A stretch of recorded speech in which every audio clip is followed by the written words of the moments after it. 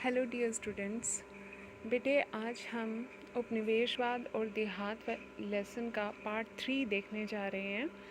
कल हमने पढ़ा था कि किस तरीके से जमींदारों और जोतदारों में क्या डिफरेंस था और जोतदार ज़्यादा पावरफुल कैसे थे और जमींदार अपनी जमींदारियों को बचाने के लिए क्या क्या हथकंडे अपनाते थे। ये सब हमने कल स्टडी किया था। आज हम देखेंगे कि पांचवी रिपोर्ट क्या थी। बेटे 1813 में ना ब्रिटिश संसद में एक रिपोर्ट पेश की गई थी जिसको पांचवी रिपोर्ट के नाम से जानते हैं। यह रिपोर्ट भारत में ईस्ट इंडिया कंपनी के प्रशासन और उसकी जो एक्टिविटीज़ थी, यानी कंपनी भारत में किस तरीके से शासन चला रही है, क्या क्या रूल्स रेगुलेशन पास कर रही है, इसके बारे में तैयार की गई थी। इसलिए इसे पांचवी रिपोर्ट कहा जाता है। A report was tabled in the British Parliament in 1813. This was the fifth of the reports prepared in India regarding the administration and activities of the East India Company. Hence, it is known as the fifth report. ठीक है, अब हम देखते हैं कि इसमें था क्या। बंगाल में जब कंपनी का शासन आरंभ हुआ था तो इंग्लैंड में उसकी एक्टिविटीज़ पर बहुत मिन्यूटली जो थी वो नज़र रखी जाने लगी थी। मैंने आपको बताया था कि 1757 में कंपनी ने भारत में अपनी पहली लड़ाई जीती थी जिसे प्लासी की लड़ाई कहते हैं। 1764 में कंपनी ने एक और लड़ाई लड़ी थी जिसको बक्सर की लड़ाई कहते हैं। इस लड़ाई के बाद अंग्रेज़ों को भारत में बंगाल, बिहार, उड़ीसा की दीवानी मिल गई थी। दीवानी का मतलब होता है उनको वहाँ पर लैंड रेवेन्यू कलेक्ट करने का राइट मिल गया था। और इसके बाद एक एक करके ये भारत को जीतते जा रहे थे। भारत की डिफरेंट स्टेट्स को ये ऑक्यूपाई करते जा रहे थे। तो जब ईस्ट इंडिया कंपनी का भारत में शासन आरंभ हुआ था ना, तो उसकी एक्टिविटीज़ पर बहुत मिन्यूटली जो थी वो नज़र रखी जाने लगी थी, क्योंकि ब्रिटेन में ऐसे बहुत सारे समूह थे जो भारत तथा चीन के साथ व्यापार पर ईस्ट इंडिया कंपनी के एकाधिकार के विरोधी रहे थे। अब क्या था कि बेटे जो भारत और चीन के साथ व्यापार करने का राइट सिर्फ ईस्ट इंडिया कंपनी को था, उनको मोनोपोली थी और कोई भी ब्रिटेन का व्यापारी इन दोनों देशों के साथ व्यापार नहीं कर सकता था। सिर्फ ईस्ट इंडिया कंपनी के व्यापारी ही कर सकते थे। और भारत उस टाइम सोने की चिड़िया था। भारत के साथ जो था बिजनेस करना बहुत प्रॉफिटेबल था। तो जिन व्यापारियों को, जिन बिजनेसमैन को भारत के साथ व्यापार करने का राइट नहीं था ना, तो वो इस चीज़ को बार बार आवाज़ उठा रहे थे और इस चीज़ पर वो चाहते थे कि वो शाही फरमान जिसमें ये कहा गया है कि ईस्ट इंडिया कंपनी ही भारत में व्यापार कर सकती है, उस फरमान को जो है वो रद्द किया जाए।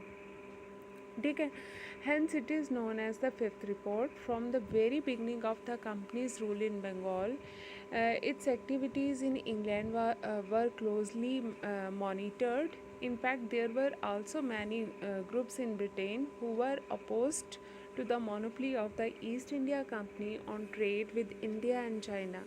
They wanted to royal decree to be revoked, according to which the company had this monopoly.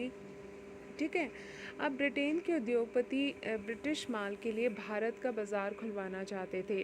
वो उद्योगपति, वो बिजनेसमैन जिनको भारत के साथ व्यापार करने का राइट नहीं था, वो चाहते थे कि भारत का बाज़ार उनके लिए भी खुल जाए। कई पॉलिटिकल जो ग्रुप्स थे उनका ये कहना था कि बंगाल विजय का लाभ जो है केवल ईस्ट इंडिया कंपनी को ही मिल रहा है, और ये वाकई में सही था। ईस्ट इंडिया कंपनी के जो व्यापारी थे या ऑफिसर्स थे वो बहुत प्रॉफिट कमा रहे थे और वो यहाँ से प्रॉफिट वो अपने घर इंग्लैंड भेजते थे, जिससे दूसरे जो ग्रुप्स थे वो उनको देखकर जेलस होते रहते थे। इसलिए जिनको भारत के साथ व्यापार करने का राइट नहीं था वो बार बार कह रहे थे कि उनको भी ये राइट मिले। British industrialists were eager to open India's market for British goods. Many political groups had said that only the East India Company was getting the benefit of Bengal victory, not the entire British nation.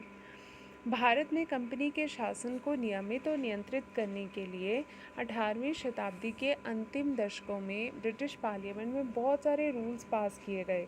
अब British संसद में जब ये बार बार आवाज़ उठाई जा रही थी, इंग्लैंड की न्यूज़पेपर में ये बात उठाई जा रही थी कि भारत में व्यापार करने का राइट मिले, और ये कहा जा रहा था कि इंग्लैंड जो है, ब्रिटेन जो है, वो ठीक से भारत में शासन नहीं कर रहे हैं और वहाँ के लोगों को परेशान कर रहे हैं। तो इन सब को चेक करने के लिए बहुत सारे रूल्स पास किए गए थे और कंपनी को ये मजबूर किया गया था कि वो भारत के प्रशासन के बारे में नियमित रूप से अपनी रिपोर्ट ब्रिटिश पार्लियामेंट को भेजे।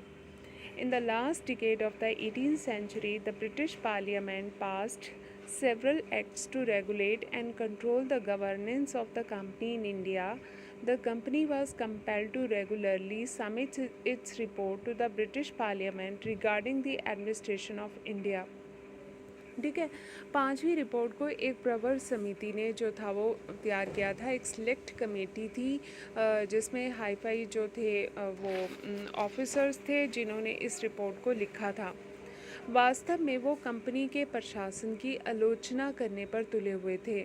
जिन्होंने इस रिपोर्ट को लिखा था ना, वो खुद ही कंपनी से जेलस करते थे और वो कंपनी के एडमिनिस्ट्रेशन को लेकर बार बार क्रिटिसाइज़ कर रहे थे। और इसमें उन्होंने बताया था कि जो परंपरागत जो जमींदारी सत्ता है वो उसका यहाँ पर डाउनफॉल हो रहा है, वो कोलैप्स हो रही है, कि यहाँ पर जमींदारों को का एक्सप्लॉयटेशन हो रहा है, फार्मर्स का एक्सप्लॉयटेशन हो रहा है, और जमींदार जो हैं वो अपनी परमानेंट सेटलमेंट के कारण, इस्तेमरारी बंदोबस्त के कारण अपनी ज़मीनें जो हैं वो खोते जा रहे हैं। तो एक्चुअली उन्होंने लगता है कि काफ़ी बढ़ा चढ़ा कर ये लिखा था, क्योंकि अभी हमने पिछले पार्ट में पढ़ा था कि किस तरीके से ज़मींदार जो थे वो अपनी ज़मींदारी को बचा लेते थे। बहुत ही कम केसेस में जो थी उनकी ज़मींदारी जो थी वो दाव पर लगती थी, मतलब उनसे छिनती थी। ठीक है, अब अगला पोर्शन हम देख रहे हैं कि अंग्रेज़ी राज्य के समय किसानों की ऋणग्रस्तता के क्या कारण थे।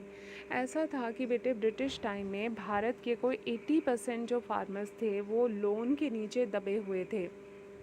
अब यहाँ पर आपसे रीज़न पूछा जा रहा है कि ऐसा क्यों था। ये क्वेश्चन कराने से पहले मैं आपको क्लियर बता दूं कि उस टाइम भारत में बैंक्स नहीं थे।